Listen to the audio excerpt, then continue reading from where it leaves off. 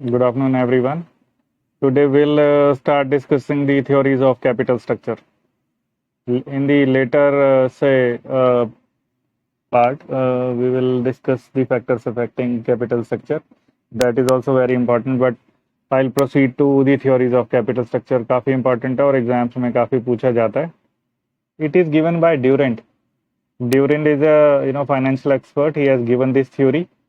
आपको पता है capital structure it is the proportion between डेप्ट equity and preference but over here only two sources will be discussed or the ratio between these two sources of capital will be primarily discussed. तो ये दोनों चीज़ें discuss करेंगे कि total capital अगर 10 लाख का है तो उसमें डेप्ट कितने रुपीस का है और इक्विटी कितने का है, यानी इन दोनों सोर्सेज से कितना कितना पैसा अरेंज किया गया है. जेस्ट जो है, जिसको जेस्ट बोला जाता है, जिसको क्रक्स बोला जाता है, क्रक्स, जो सिंगल लाइन में आप जो है बता सकते हैं किसी को what is the crux of this theory. ये थ्योरी बोलती क्या है इसमें बताया गया है. So it says when there will be increase in the proportion of डेप्ट. आपके टोटल अगर मान लो आपका ये 1:1 है, एग्जिस्टिंग जो डेप्ट और इक्विटी का प्रोपोर्शन है, 10 लाख में से 5 लाख और 5 लाख के आपने 5 लाख के डिबेंचर इशू किए थे, 5 लाख के इक्विटी शेयर इशू किए थे. ये 1:1 है, बराबर है. For example it is increase to say 3:2. ये तो 3:2 कर देते हो, यानी कि आपने ये बढ़ा दिया इसका प्रोपोर्शन डेप्ट का इन कंपैरिजन टू इक्विटी. तो over here in the same way जैसे आपने ये बढ़ाया यहाँ पे, ऐसे ही if you will increase the proportion of डेप्ट it will lead to increase in decrease in the overall cost of capital. जो पूंजी की लागत है कंपनी को, जो कि पैसा खर्च करती है, डिबेंचर होल्डर्स को इंटरेस्ट पे करती है कंपनी और इक्विटी शेयर होल्डर्स को डिविडेंड्स पे करती है, कुछ पैसा रिटेन कर लेती है जो अर्निंग होता है उसका पर शेयर, वो उसको because that is a liability for the company, तो उसको टोटल करते हैं, that will be the financial charge, या वो खर्चा होता है कंपनी का. तो overall cost of capital will reduce. And ये क्यों रिड्यूस करेगा, अभी I will explain it in the later part. And that will increase the value of the firm, क्योंकि कोई भी चीज़ है अगर उसकी लागतें कम होंगी तो डेफिनेटली आप you will generate more income, there will be more yield and you will your value of firm will increase. अब इसका सबसे पहले जो अगर because this as all these theories are based on certain assumptions, so this theory is also based on 3 assumptions. ये याद रखने हैं आपने. फर्स्ट इज कॉस्ट ऑफ डेप्ट will always be less than cost of equity. ये जो cost of डेप्ट है यानी डिबेंचर का इंटरेस्ट हमेशा जो है कॉस्ट ऑफ इक्विटी यानी जो अर्निंग पर शेयर इससे कम रहेगा हमेशा. That is the first assumption होता है, आप मान लेते हैं ऐसी सारी चीज़ें. And Durand has given this theory based on this assumption. तो आपने ये ध्यान रखना है, आप ऐसे लिखें इसको, कॉस्ट ऑफ डेप्ट will always be less than cost of equity. There are no taxes, ये भी एक बड़ा एग्जाम्पशन है इसका कि जो है कॉरपोरेट टैक्सेस नहीं लगते, हालांकि इस बेसिस पे सभी बेसिस पे क्रिटिसिज्म होता है इसका थ्योरी का. And third is no changes is perception of investors. इसका मतलब, कहने का मतलब ये है, देखिए ये वैसे तो हम डिटेल में इसको बाद में देखेंगे या इसको डिस्कस करेंगे, बट आप अभी इससे इतना समझ लें आपकी इन्वेस्टर का प्रपोर्शन जो है या उसकी परसेप्शन तब चेंज हो जाती है अगर वो डेप्ट का प्रपोर्शन बढ़ेगा. तो ये जो डिबेंचर पे इंटरेस्ट होता है ये कंपलसरी पेमेंट होती है, इसकी इंटरेस्ट पे करना ही पड़ता है. जब आप इसको इंक्रीज करेंगे तो रिस्क परसेप्शन किसकी ज़्यादा हो जाती है, ये नॉन पेमेंट ऑफ इंटरेस्ट की रिस्क परसेप्शन ज़्यादा होती है इन्वेस्टर की, क्योंकि अगर in case when the company will not be able to earn good profits how will they pay the interest. जबकि डिविडेंड्स के केस में ऐसा नहीं है, डिविडेंड्स के केस में there is no compulsion for the company to make payments.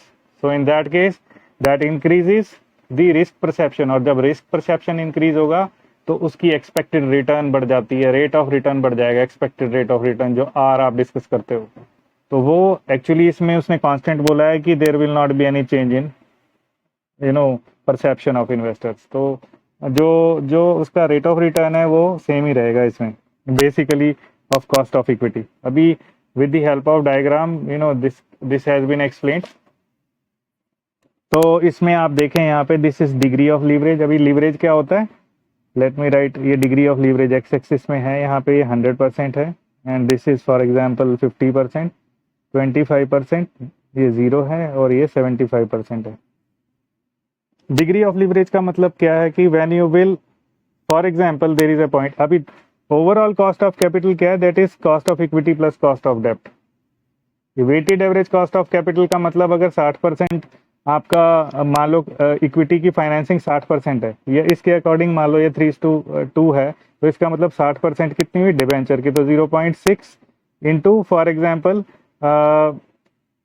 Rate of tax for example 10% है तो 0.10 हो जाएगा इसका टैक्स, या 0.05 हो जाएगा अगर 5% इसका डिबेंचर का रेट ऑफ इंटरेस्ट है। और अगर हमने एज्यूम की कॉस्ट ऑफ इक्विटी तो प्लस 40% किसका, 0.40 इंटू 0 पॉइंट, अगर हमारा ये एजम्पशन है कि कॉस्ट ऑफ इक्विटी 10% यानी कि अर्निंग पर शेयर 10% है, तो weighted average cost of capital क्या हो जाएगा, it will be 0.6 stands for 60%। Over here मैंने इसको ट्रीट किया है, जो हमने ये वाला लेटर पार्ट है, ये अगर हमारा अनुपात है कैपिटल स्ट्रक्चर का, तो ये आपने इस तरह से करना है। तो जो भी इसकी वैल्यू ओवरऑल आएगी वो ओवरऑल कॉस्ट ऑफ कैपिटल होगी कि कितना पैसा किस रेट से जो है कंपनी को पे करना पड़ेगा। दिस शुड इंक्रीज, कॉस्ट हमेशा रिड्यूस होनी चाहिए, दैट शुड रिड्यूस, और जितना ज़्यादा आप कॉस्ट रिड्यूस करेंगे you will be able to increase your value of the firm. तो यहाँ देखिए, क्योंकि इंटरेस्ट रेट तो वैसे भी फिक्स रहता है, कॉस्ट ऑफ डेब्ट तो फिक्स है। अगर मान लो इसी एग्जाम्पल के अकॉर्डिंग मैं अगर ये मान लूँ कि कॉस्ट ऑफ इक्विटी 0.5 है डेब्ट, और ये 0.10 इज कॉस्ट ऑफ इक्विटी, तो ये ओवरऑल कॉस्ट ऑफ कैपिटल है, that is k to the base 0। अब आप देखें यहाँ पर ये डिग्री ऑफ लीवरेज है, मैंने सिर्फ इस पॉइंट को देखना है ओवरऑल कॉस्ट ऑफ कैपिटल क्या रहता है, इसको रहने दीजिए। तो इसकी परसेप्शन है कॉस्ट ऑफ इक्विटी, क्योंकि जो इक्विटी का अभी इसके कुछ फार्मूले इसने दिए हैं, दैट वी विल डिस्कस। अभी कॉस्ट ऑफ इक्विटी ये एक्चुअली क्या है, इक्विटी कैपिटलाइजेशन है, ये it is equity capitalization rate.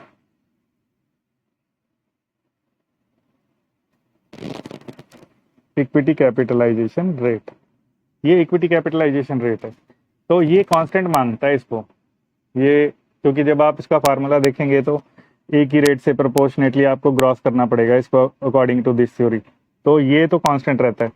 तो ये क्या करेगा with the degree of leverage, आप देखिए इसको बढ़ाते जाएं। मैंने इस पॉइंट को देखना है, ये जो ओवरऑल कॉस्ट ऑफ कैपिटल है, मैंने आपको बोला कि with the increase in the depth your overall cost of capital will reduce. अब यहाँ से बढ़ाएंगे, देखिए आप यहाँ पे ये एक पॉइंट है, यहाँ अगर हम इस पॉइंट पे देखें, यहाँ से तो स्ट्राइक करें 25% पे, तो ये लगभग मान लो ये 8% आ गई, 10 से कम है ये 8% आ गई। ऐसे ही 50% पे वो यहाँ आ जाएगी, ये पॉइंट आएगा, ये कॉस्ट ऑफ इक्विटी 0.5 और 0.08 से कम होगी, ये इसको 6 या 0.6.5 मान लो, या 0.065, और likewise it will keep on decreasing. ये देखो यहाँ पे ये घटता जा रहा है, ये देखो यहाँ रिड्यूस होता जा रहा है with increase in this thing. ये तभी डाउनवर्ड स्लोपिंग है, जब भी कर्व डाउनवर्ड स्लोपिंग होते हैं दोनों फैक्टर इन्वर्सली रिलेटेड होते हैं। तो आप यहाँ पे आप देखो यहाँ आ गया जब 0.5 पे, तो ये 100% डेप्ट हो गया, ये 100% डेप्ट। जब 100% डेप्ट हो गया तो फिर तो इक्विटी है ही नहीं, जीरो इक्विटी है इसका मतलब। तो इसका मतलब कॉस्ट ऑफ डेप्ट will be equal to cost of overall. तो इस पॉइंट पे तो overall cost of capital will be equal to cost of डेप्ट ओनली, क्योंकि देयर इज नो इक्विटी। तो इस तरह से इसने इसको एक्सप्लेन किया है, और he has given certain formulas. अभी मैं इसको डिटेल में तो बाद में अगले लेक्चर में बताऊंगा, बट ओवरऑल अभी यहाँ ये देख लें आपकी जो ओवरऑल कॉस्ट ऑफ कैपिटल है, जिसको बोलते हैं k टू दी बेस 0, जो इसने ये बोला कि ओवरऑल कॉस्ट ऑफ कैपिटल भी रिड्यूस, जो ये वाली लाइन है, इसका फार्मूला क्या है, k to the base 0 it is equal to EBIT divided by value of the firm V, और V क्या है यहाँ पे, इट इज डेप्ट की वैल्यू प्लस, या इसको पहले इक्विटी कर लो, equity E plus D, E stands for equity and D stands for डेप्ट।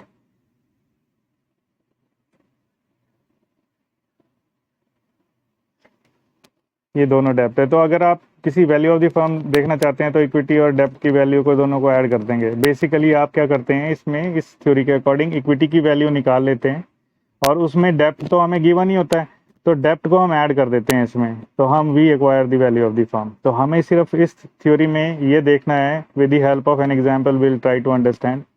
सबसे पहले तो overall cost of capital with increase in this, हम इसे इंक्रीज और डिक्रीज करके देखेंगे and we will see its impact on overall cost of capital. तो increase के साथ ये रिड्यूस होना चाहिए और डिक्रीज के साथ ये बढ़ना चाहिए। और वैल्यू ऑफ द फर्म, जैसे डेप्ट बढ़ती जाएगी वैसे ही वैल्यू ऑफ द फर्म भी बढ़नी चाहिए, और जैसे जैसे घटेगी वैसे वैल्यू ऑफ द फर्म घटनी चाहिए। तो this is the gist of this theory. So I hope you will be able to understand it. In the coming video, I'll try to explain it with the help of a practical example. So thanks for watching today's video. Have a nice day.